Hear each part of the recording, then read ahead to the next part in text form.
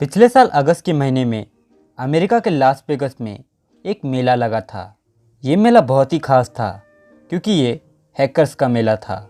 इस मेले में साइबर एक्सपर्ट से लेकर बच्चों तक हर उम्र के लोग अपना हैकिंग का हुनर दिखाने आते हैं।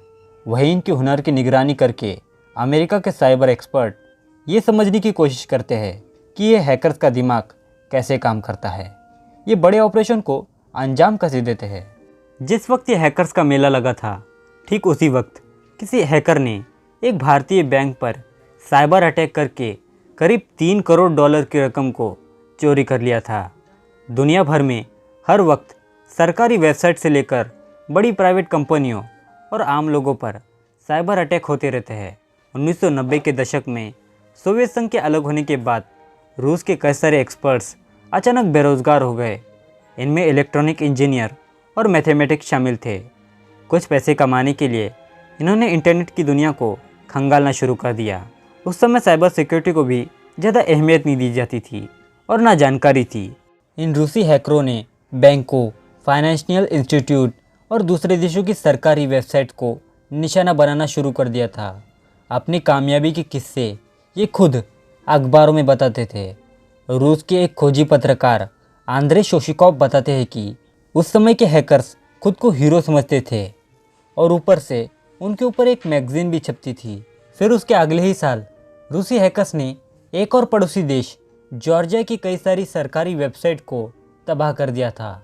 रूसी पत्रकार आंद्रेई बताते हैं कि 2008 में जो साइबर अटैक जॉर्जिया पर हुआ था, वो हैकर्स रूस के सरकारी हैकर्स थे, क्योंकि रूस को लगा कि वो किसी भारी हैकर पर भरोसा नहीं कर सकते। इसलिए उन्होंने अपनी खुद की एक हैकर्स की आर्मी बनाई। अभी के समय में दुनिया की सबसे ताकतवर हैकर्स की आर्मी रूस के पास है।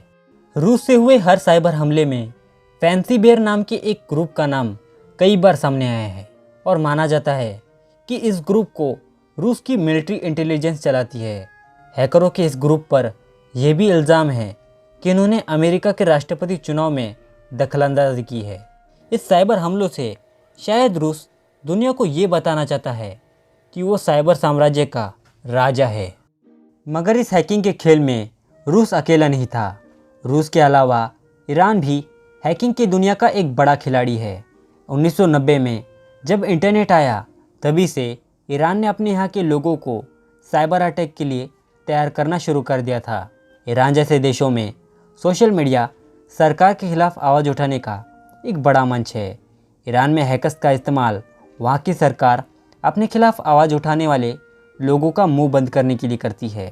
2009 में जब ईरान में सरकार विरोधी प्रदर्शन बढ़ रहे थे, तब ईरान की सरकारी हैकर्स ने कई सोशल मीडिया अकाउंट हैक करके ये पता लगाया कि इन प्रदर्शनों के पीछे कौन है। उन लोगों के बारे में पता करने के बाद उनको डराया, धमकाया और फिर जेल में डाल दिया गया। ईरान के पास रूस जैसी ताकतवर साइबर आर्मी तो नहीं, मगर ये ट्विटर जैसे सोशल मीडिया को परेशान करने की ताकत ज़रूर रखती है। जानकारों का मानना है कि ईरान की साइबर आर्मी को वहाँ के रिवॉल्यूशन गार्ड चलाते हैं। ईरान में दुनिया के एक से बढ़कर एक काबिल इंजीनियर और वैज्ञानिक तैयार होते हैं। बस परेशानी की बात यह है कि इनमें से ज़्यादातर पढ़ाई पूरी करने के बाद अमेरिका या दूसरे देशों में चले जाते हैं, तो फिर ईरान की साइबर आर्मी को बचे कुछ लोगों से काम चलाना पड़ता है। अमेरिकी थिक कॉनेगरी एडोमेट के लिए काम करने वाले करीम कहते हैं कि ईरान तीसरे दर्जे की साइबर पावर है। अमेरिका, रूस, चीन और इजराइल साइबर पावर के मामले में पहले नंबर पर आते हैं।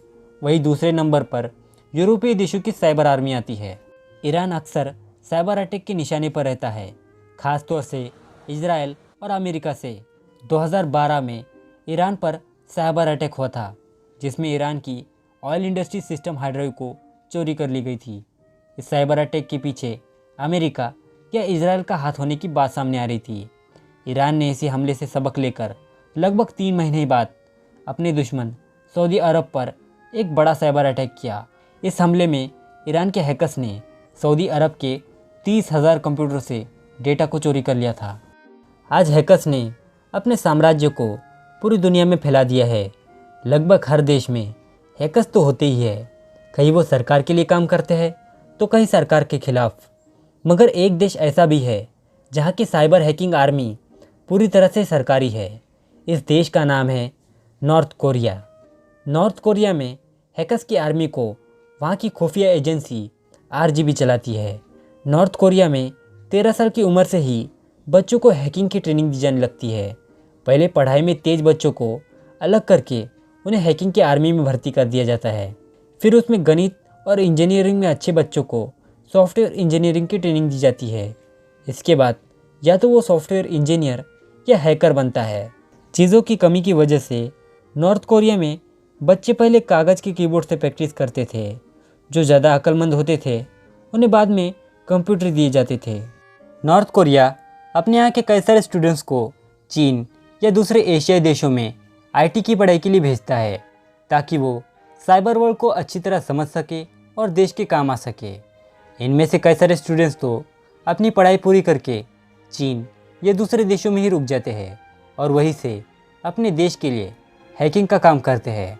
उनका मकसद सिर्फ एक है, पैसे कमाकर अपने देश को भेजना।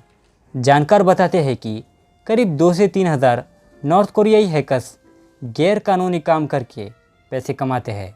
इनके निशाने पर क्रेडिट कार्ड और बैंक के खाते होते हैं। जब साइबर क्राइम बढ़ रहे हैं तो जाहिर है कई देशों ने साइबर सिक्योरिटी के लिए पुलिस को भी तैयार किया होगा। ऐसी एक साइबर सिक्योरिटी एक्सपर्ट माया हीरोइज है, जो साइबर अटैक करने वाले हैकर्स को पकड़ती है। ये cyber security company cheque point के लिए काम करती है। इजराइल में रहने वाली माया हीरोइज बताती है कि आमतौर पर IT professionals he cyber attack के पीछे होते हैं। ये 3 या 4 का ग्रुप बनाकर काम करते हैं। पहला आदमी टारगेट खोजता है, दूसरा आदमी कोई कमज़ोरी ढूंढता है और तीसरा आदमी डेटा या पैसों की चोरी करता है।